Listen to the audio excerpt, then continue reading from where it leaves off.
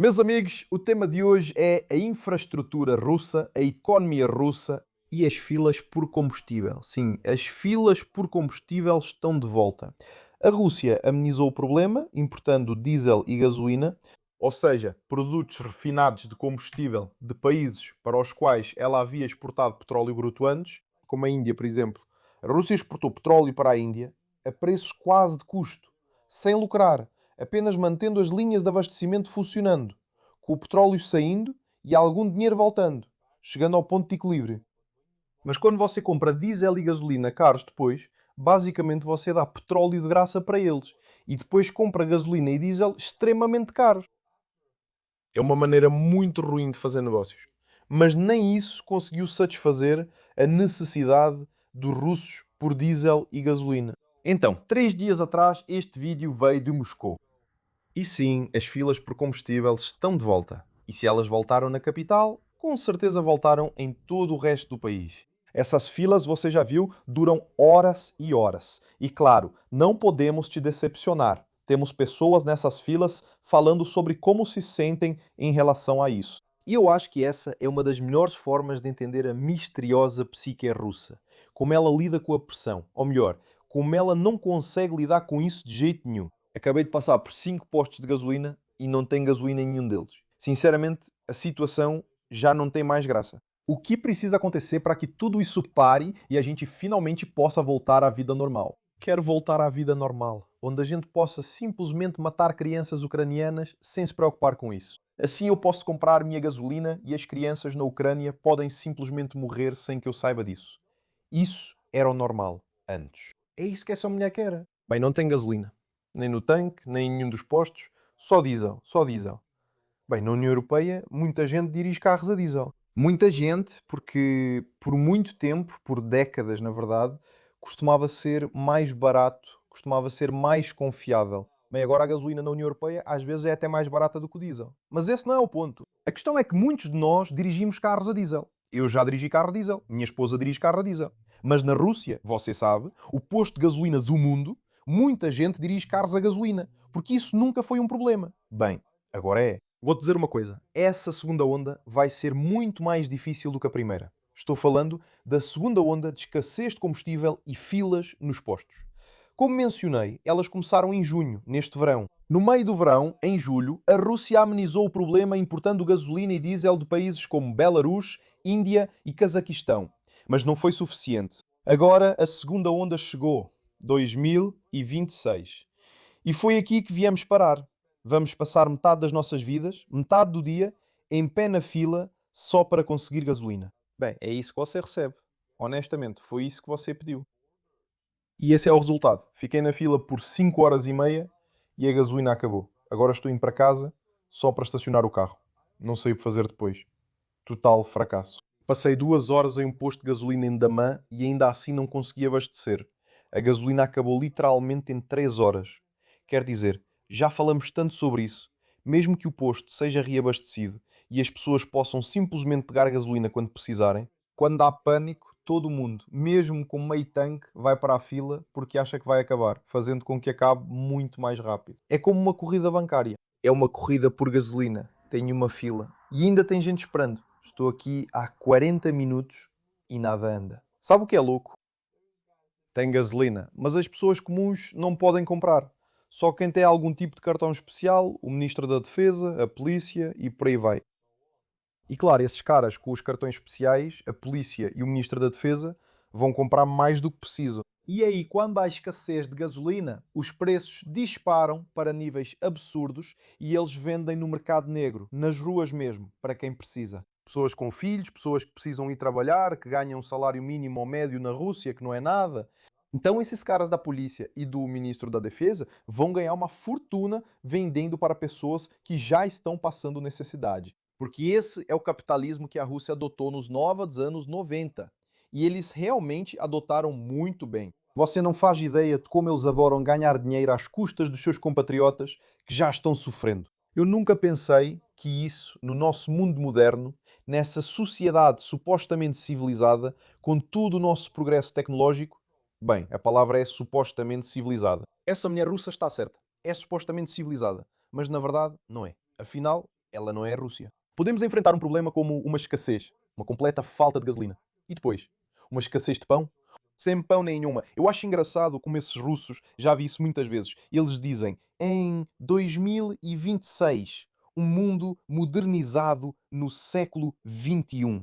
Como se a época fosse salvá-los de um país que eles mesmos construíram. Ou de um governo que eles permitiram consolidar o poder dessa forma. Como se a época, o século ou o ano fosse salvá-los dos seus 26 anos de apoliticismo. 26 anos de não me interesso por política, sou apolítico.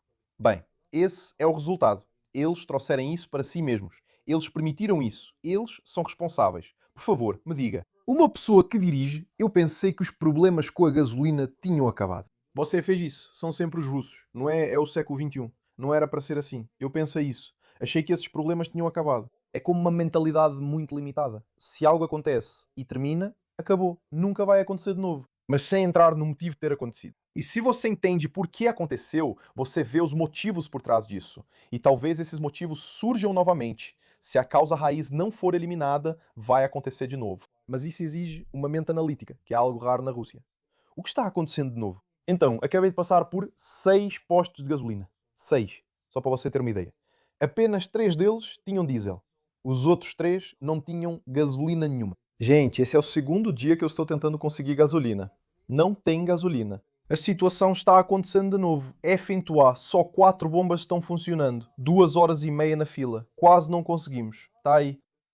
A segunda rodada de sanções da Ucrânia na forma de drones em refinarias de petróleo, resultando em escassez de combustível na Rússia. Eu os recebo com um sorriso. Mas diferente da última vez, desta vez nós realmente temos a resposta do Ministro da Energia. O Ministro da Energia da Rússia. Isso aconteceu ontem, dia 18 de agosto. Então, vamos ver o que ele tem a dizer. O que está acontecendo com os postos de gasolina? Quando teremos o abastecimento de gasolina restabelecido nos postos de Moscou? Sem comentários. Bem, não, então leva 1 ou 2 horas. Você consegue abastecer sem problemas? Diesel tem em todos os postos, então você dirige um carro a diesel. Então é praticamente a mesma coisa. Não exatamente, mas quase como Maria Antonieta. Quando milhões, na verdade dezenas de milhões de franceses pobres estavam morrendo de fome, literalmente corpos famintos nas ruas, e as pessoas diziam: "Não temos pão." Maria Antonieta disse: "Então que coma um bolo." É dirija um carro a diesel. Você não tem gasolina, dirija um carro a diesel. Compre um carro novo imediatamente. Você não tem dinheiro, arrume dinheiro e compre um carro novo. Isso não é uma resposta. O meu é diesel. Droga, o meu é gasolina. Só falta essa. Vou ter que mudar para diesel. Também tem gasolina nos postos de gasolina. É verdade que tem filas. Concordo com você. Mas estamos trabalhando ativamente para resolver esse problema. Está aí. Toda vez que há um problema na Rússia, o governo e os ministros estão sempre trabalhando ativamente para resolver aquele problema específico. É assim que tem sido nos últimos 26 anos. E as pessoas adoraram isso, até a deixarem de gostar. Agora vamos para Belgorod, que fica bem perto da Ucrânia. Por isso, eles recebem mais ataques de drones. E esse posto de gasolina específico em Belgorod está totalmente coberto com redes antidrones. É realmente um grande trabalho conseguir tantas redes, instalar esses postos e tudo mais. É. Eu não sei se rio disso ou se fico impressionado. Mas essa é a primeira vez que vejo um posto de gasolina inteiro coberto com redes antidrones. Mas não parece estar funcionando, já que está vazio e não tem números na tela. E se está tudo coberto, inclusive a entrada, você não consegue passar um carro por ali. Então acho que esse aqui não está funcionando agora. Então, uma maneira, além de importar gasolina e diesel do Cazaquistão e da Índia, é outra forma do governo russo. Para tentar aliviar os problemas de escassez de combustível, é permitir que as refinarias de petróleo produzam gasolina de qualidade inferior, de grau mais baixo. É bem ruim. As refinarias podem fazer isso em uma escala muito maior e vender, mas literalmente destrói carros. Quer dizer, isso aqui, esse vídeo, tem muito Samara aqui, se não me engano. Me corrija se eu estiver errado. Muito Samara, certo? Era para usar uma gasolina de qualidade um pouco mais baixa do que usam hoje em dia. Esses motores são bastante, não vou dizer confiáveis, mas eles aguentam mais porcaria. Eles não conseguem consumir gasolina ruim. Se esse carro está funcionando com essa gasolina de baixa qualidade, o que é que vão fazer os BMWs, Audis e Mercedes que os russos amam tanto? Eu não faço ideia. O que é que esses carros vão fazer a respeito disso? A engenharia alemã moderna vai ser destruída por essa gasolina. Enfim, colocamos a gasolina, 15 litros, talvez misturada com a gasolina que já estava no tanque. Essa é a situação. Essa é a situação de 26 anos de não me interesso por política. Tudo é sintoma disso, sinceramente.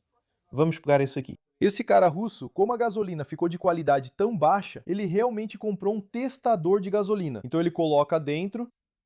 Comprou na posto de gasolina local, aliás. Isso é vendido para todo mundo. E o testador nem reconhece isso como gasolina. O aparelho lê até 80%. Então, tem que ter menos de 80% de gasolina. O resto, não sei o que é, mas gasolina não é escura assim. Nada usado fica assim. O óleo do motor é escuro desse jeito. Então, seja lá o que estiver aqui dentro, não era para estar aqui. Vai entupir os filtros de combustível. Vai prejudicar o motor. Pode até combustionar. E aqui temos um filtro de combustível usado por 2 meses. Por 2 meses.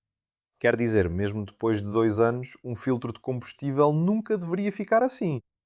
Mas 2 meses, quer dizer, isso é o quê? Lama? Seja lá o que for, não era para estar na gasolina. Vamos ver que tipo de gasolina é essa. Porque aqui a gente consegue ver. É isso aqui. Olha como está escura. A gente pode ver a normal bem do lado em um instante. Olha, era assim que a nossa gasolina estava. E foi assim que o governo aliviou a escassez de combustível, permitindo que as refinarias comprassem, produzissem e vendessem essa gasolina. E tem sedimento dentro. Nenhum motor fabricado hoje em dia aguenta esse sedimento. Motores dos anos 50 aguentavam. Ninguém ligava. Mas agora, de jeito nenhum. Isso vai destruir qualquer motor em que for colocado. E isso não é pouca coisa. Quer dizer, os russos não são pessoas ricas. Eles não têm carros como os americanos, com 3 carros por família. Às vezes uma família de 6 pessoas tem um carro, um Lada Samara ou algo assim.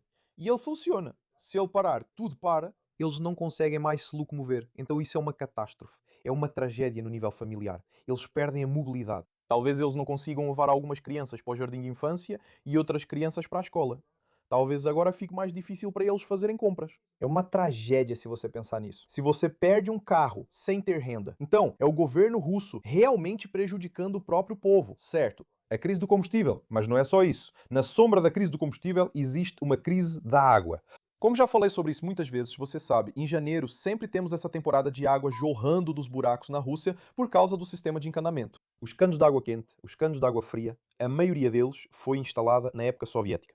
Anos 70, 60, 80. Não são canos ruins, tudo bem. Eles duram 50 anos, o que é bom para canos instalados naquela época, mas agora esses 50 anos já passaram. Não é que os canos sejam ruins, mas simplesmente o tempo deles acabou. Você precisa trocá-los. O governo do Putin e o Putin, em 26 anos, nunca fizeram isso. Então, o resultado é o seguinte. Vamos pegar a cidade de Tyumen, onde em julho faz muito calor e é preciso muita água.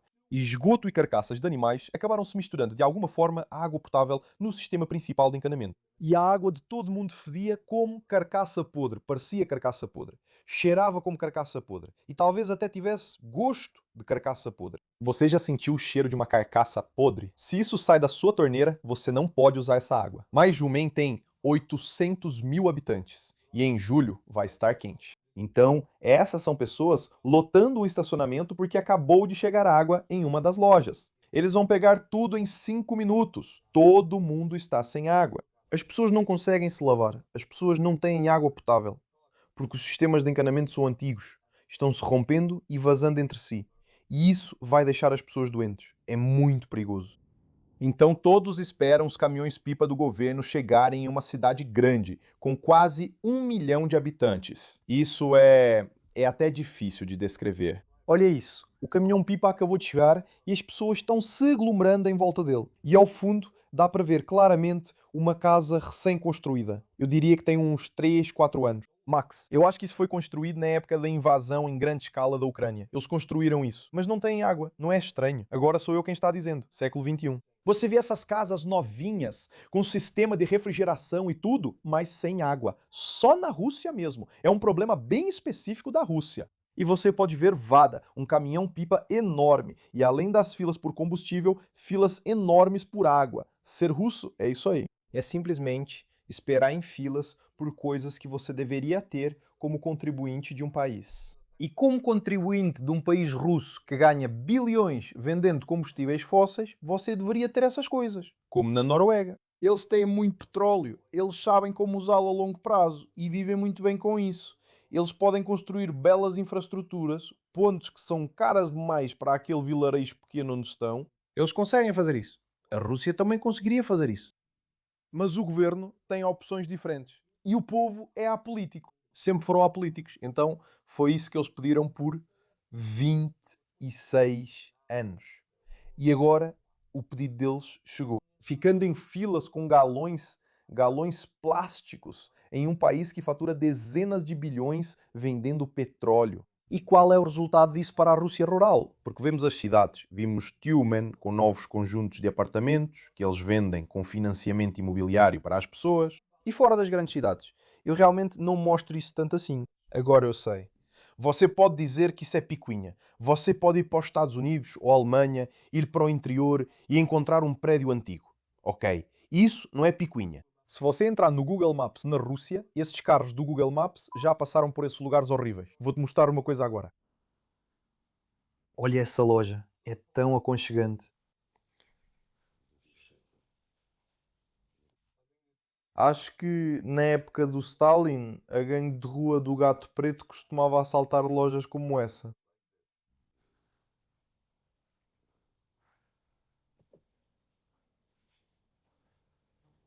Aqui está. Nós tínhamos isso nos anos 90, aliás, na Estónia. Agora nós nos afastamos disso. Até o interior foi totalmente reformado pela União Europeia na Estônia. É isso que a União Europeia faz. Eles simplesmente arrumam todo o seu país. Então não temos mais isso em lugar nenhum. O que é que você acha disso? 2026. E nós somos parceiros em pé de igualdade com a China.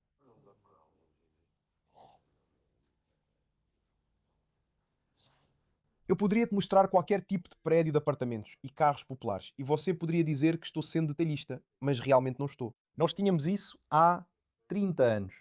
Toda a União Soviética era assim há 30 anos. E agora você pode ver a diferença. Vá e veja a diferença. Viaje para países que faziam parte da União Soviética, como os Bálticos, Polónia, e veja a diferença. E na Rússia nada mudou. Então agora eu só quero dar um pouco de perspectiva para você e para mim também. Sobre dinheiro. Todos esses problemas de água que eu mencionei, consertar a tubulação, é realmente caro. Você tem que tirar todo o asfalto, tem que cavar até os canos, tem que colocar os canos novos, colocar o asfalto de volta. É um trabalho muito caro. Consertar essa loja específica, como eu disse, reformá-la, trabalho caro. Consertar o gás, as linhas de combustível e gás, ou seja, proteger as refinarias de petróleo dos drones ucranianos. Vamos colocar dessa forma, embora o ideal fosse nem começar a guerra, mas já foi destinado dinheiro para essas refinarias de petróleo, para instalar as redes de proteção. Esse dinheiro foi roubado. Então, com todo esse dinheiro, todos esses problemas poderiam ser aliviados ou resolvidos, mas ainda assim há drones e mísseis voando para Kiev. Vamos ver o preço desses mísseis e o que poderia ter sido feito com esse dinheiro. Olá a todos, meu nome é Kyusha, sou uma mulher russa que se mudou da Rússia para a Ucrânia durante a guerra. Quero falar sobre quanto custa o ataque de hoje a Kiev e quantas crianças na Rússia poderiam ter sido salvas com esse dinheiro. Esta noite, a Rússia lançou 66 mísseis Iskander-M e 106 drones de ataque Shahed. Cada míssil Iskander custa cerca de 3 milhões de dólares. Um Shahed, de acordo com o canal de TV de propaganda Tsargrad, custa 27 mil dólares. E isso varia de 25 a 50 mil dólares, dependendo do modelo. Algo nessa faixa. Você entende o ponto. Se você somar tudo, uma única noite custou aproximadamente 21 milhões de dólares. E nas taxas de câmbio atuais, isso dá cerca de 1 bilhão e 750 milhões de rublos. Acho que isso é 1 bilhão. Esse dinheiro foi gasto para trazer morte e destruição para a cidade de outra pessoa.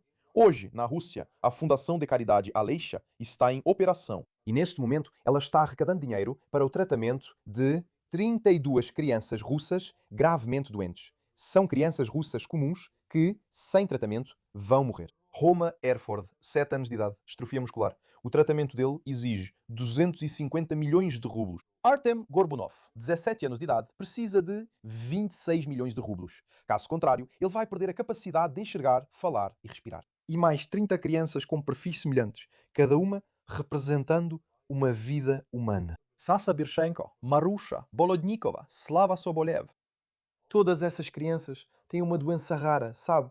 Que não conseguem receber ajuda dos sistemas de saúde. E olhando para o dinheiro que a Rússia gastou em apenas um ataque de míssil contra a Ucrânia, todas essas crianças poderiam ser curadas e muitas, muitas mais. E isso é só uma noite. E em todas as outras noites, uma quantia dessas é desperdiçada com mísseis e drones para Kiev e outras regiões. Essas são crianças. Na Rússia, quando se é criança, você só tem valor se o governo vê que você pode morrer por eles na linha de frente no futuro. Se você tem uma doença fatal que vai te matar em 5 anos, eles vêm. Não vem sentido investir em você porque você não pode servir de alvo para munição inimiga na linha de frente. É tão triste quando vi esse vídeo. Eu vi os rostos dessas crianças na Rússia. Eles são tão jovens que ainda não podem assumir a responsabilidade de serem apolíticos ou não. Eles são crianças. Se eles têm 18 anos e não vão votar, então eles assumem a responsabilidade, em um sistema democrático, de permitir esse governo. Mas ser uma criança de 5 anos na Rússia, aí é onde eu traço o limite. Eles não têm responsabilidade nesta guerra, nem nas ações dos pais ou do governo deles, ainda. Daqui a 15 anos, teriam. Então é muito difícil para mim assistir a isso. Essas crianças existem também na Estónia. Nós temos fundos especiais, grandes quantias de dinheiro destinados a eles para salvá-los dessas doenças raras para as quais o sistema de saúde não pode oferecer assistência. Nós temos fundos especiais para isso. Na Rússia, essas crianças estão por conta própria e vão morrer em 5, 6 anos. É isso. Só estou mostrando para você que é assim que as coisas são. Estou mostrando os rostos dessas crianças que estarão mortas em 5 anos. Não por causa da guerra de Putin e de irem para a linha de frente, mas porque foram simplesmente negligenciadas pelo Estado, pelo governo. São apenas crianças. Agora, há deficientes. Há pessoas com deficiência mental. É difícil. Esse é um assunto difícil para mim. Isso me afeta muito. Agora, vendo isso, eu realmente quero que as pessoas responsáveis por isso sintam a dor. Sabe, às vezes você me vê ficando satisfeito quando os russos sentem dor. Essas crianças estão diante dos meus olhos. Essas são crianças russas. Então vamos falar das crianças ucranianas que estão sofrendo por causa dos mísseis. Uma menina de 5 anos perde as 2 pernas. Nunca mais vai andar. Isso me revolta. Isso me faz querer que os russos sintam essa dor. Que se eduquem. Que aprendam através dessa dor. É isso, meus amigos. Eu estarei de volta para vocês toda segunda, quarta e sexta-feira. Então, até o meu próximo vídeo. Não se esqueça de se inscrever no canal. Não deixe de voltar. E tchau, tchau.